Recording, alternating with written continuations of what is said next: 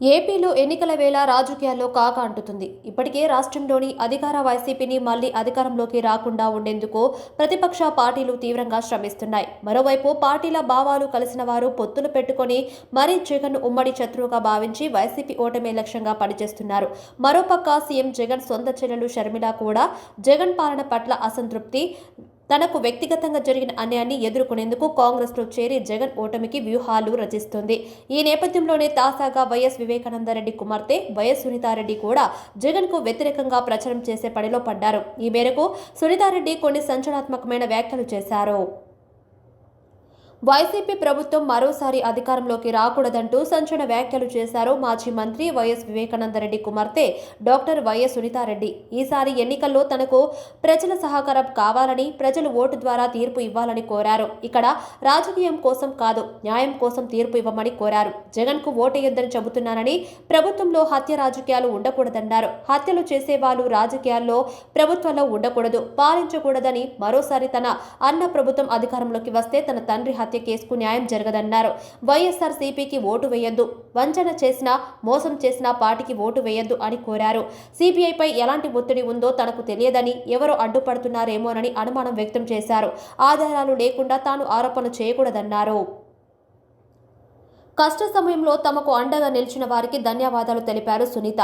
లాయర్లు, తోటి డాక్టర్లు, మరికొందరు స్నేహితులు, సన్నిహితులు మద్దతుగా నిలబడ్డారని, తాను ఎక్కడికి వెళ్లినా వివేక హత్య గురించి అడుగుతున్నారని, ఎంతో మంది రాజకీయ పార్టీ నేతలు తనకు చాలా అండగా ఉన్నారన్నారు. తన సోదరి వైఎస్ షర్మిల కూడా డే 1 నుంచి తనకు సహకరించారని, మద్దతుగా నిలిచారన్నారు. ఈ కేసు విచారణ ఇంకా ముందుకు వెళ్లేందుకు అందరూ సహకరించారని, ప్రజల దగ్గర నుంచి తీర్పు కావాలి, ప్రజా తీర్పు కావాలి అన్నారు. ఈ 5 ఏళ్లు ఏం జరిగిందో ప్రజలకు వాస్తవాలు తెలియాలన్నారు. ఏదైనా హత్య కేసులో 4-5 రోజుల్లో ఎవరు చేస్తారో తెలుస్తుందని, కానీ తన తండ్రి హత్య కేసు మాత్రం 5 ఏళ్లు అవుతున్నా నిందితుడిని పట్టుకోలేదన్నారు. 2017లో జరిగిన ఎమ్మెల్సీ ఎన్నికల్లో వైఎస్ వివేకానందరెడ్డి పోటీ చేశారని, ఆయన్ను సొంత వాళ్లు ఓడించారన్నారు. ఓటమి తర్వాత సైలెంట్ అవుతారని అనుకున్న రెట్టింపు ఉత్సాహంతో ప్రజల్లోకి వెళ్లారన్నారు. తమకు ఈ ఘటన జరిగిన సమయంలో ఏం అర్థం కాలేదు, తాము అన్ని విషయాలు తెలుసుకోవడానికి సమయం పట్టిందన్నారు.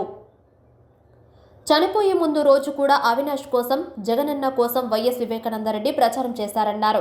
హంతకులు మన మధ్యలోనే ఉంటారు, కానీ పట్టుకోలేకపోతున్నారు అన్నారు. తన తల్లి సిబిఐకి కేసును బదిలీ చేయాలని పిటిషన్ వేశారని, తన సోదరుడు కూడా జగన్ కూడా పిటిషన్ దాఖలు చేసిన విషయాన్ని ప్రస్తావించారు. ఎన్నికల తర్వాత జగన్ గెలిచారని, సొంత బాబాయి చంపిన వాళ్లను పట్టుకోవాలని అధికారంలోకి వచ్చిన తర్వాత అనుకోవాలి, కానీ అధికారంలోకి వచ్చిన తర్వాత జగన్ కేసును సిబిఐకి అప్పగించాలన్న పిటిషన్ను జగన్ ఉపసంహరించుకున్నారన్నారు. అలా ఎందుకు చేయాల్సి వచ్చిందని ప్రశ్నించారు. ఆ తర్వాత కేసు ముందుకు వెళ్లలేదు. కడప జిల్లాలో పోలీసుని బదిలీ చేశారన్నారు. ఏపీ హైకోర్టు ఆదేశాలతో 2020లో సిబిఐ విచారణ మొదలుపెట్టిందని, అరెస్టులు, ఛార్జిషీట్లకు ఏడాది సమయం పట్టిందన్నారు. శివశంకర్ రెడ్డి అరెస్టుతో కేసు మొత్తం మారిపోయిందని, ఆ తర్వాత భాస్కర్ రెడ్డి, అవినాష్ రెడ్డి పేర్లు బయటపడ్డాయన్నారు. అప్పటి నుంచి సిబిఐ ఆఫీసర్ల కేసులు పెట్టడం మొదలు పెట్టారని, 2022లో సిబిఐ అధికారులు కడప నుంచి వెళ్లిపోయారన్నారు. మరి దర్యాప్తు ఎవరు చేస్తారని, సుప్రీంకోర్టు కూడా విచారణను త్వరితగానే పూర్తి చేయాలని చెప్పిందని, తెలంగాణ హైకోర్టుకు కేసు విచారణ బదిలీ చేశారన్నారు. హైదరాబాద్లో సిబిఐ విచారణ ప్రారంభమైంది. వైఎస్ అవినాష్ రెడ్డి పేరు కూడా తెరపైకి వచ్చిందన్నారు. సిబిఐ నోటీసులు ఇచ్చి విచారణకు పిలిస్తే తనకు తీరిక లేదని అవినాష్ రెడ్డి తప్పుకునే ప్రయత్నం చేశారన్నారు. ఆ తర్వాత కర్నూలులో ఏమైందో అందరికీ తెలుసని, అవినాష్ తల్లిని చేర్చిన ఆసుపత్రి దగ్గర హై డ్రామా నడిచింది. కనీసం లోపలికి ఎవరిని వెళ్లనివ్వలేదన్నారు. 2 రోజుల డ్రామా తర్వాత ఆయనకు ముందస్తు బెయిల్ వచ్చింది. మళ్లీ దర్యాప్తు ఆగిపోయిందన్నారు. జూన్ 30న ఛార్జిషీట్ ఫైల్ చేస్తే ఇవాళ మార్చి 1. ఇప్పటి వరకు కేసు ఏమైందో తెలియదన్నారు. విలువలు, విశ్వసనీయత, మాట తప్పను, మడమ తిప్పను అంటారు. అక్క చెల్లెమ్మ అని జగన్ పదే పదే అంటుంటారని, కానీ తన తండ్రి లాంటి వైఎస్ వివేకానందరెడ్డి విషయంలో ఇవి గుర్తుకు రావా?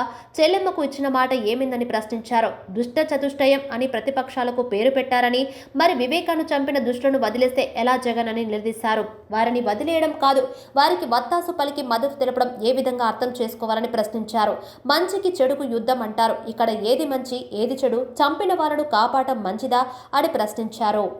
మంచికి చెడుకు యుద్ధం జరుగుతుందని చెబుతున్నారని, తాను తన పోరాటం గురించి చెబుతున్నా న్యాయం కోసం పోరాడుతున్నారన్నారు. పేదలకు పెత్తందారులకు యుద్ధం అంటారు. ఇక్కడ పెత్తందారులు నిందితుడిని కాపాడుతూ సాక్షుల్ని ప్రభావితం చేస్తున్నారన్నారు.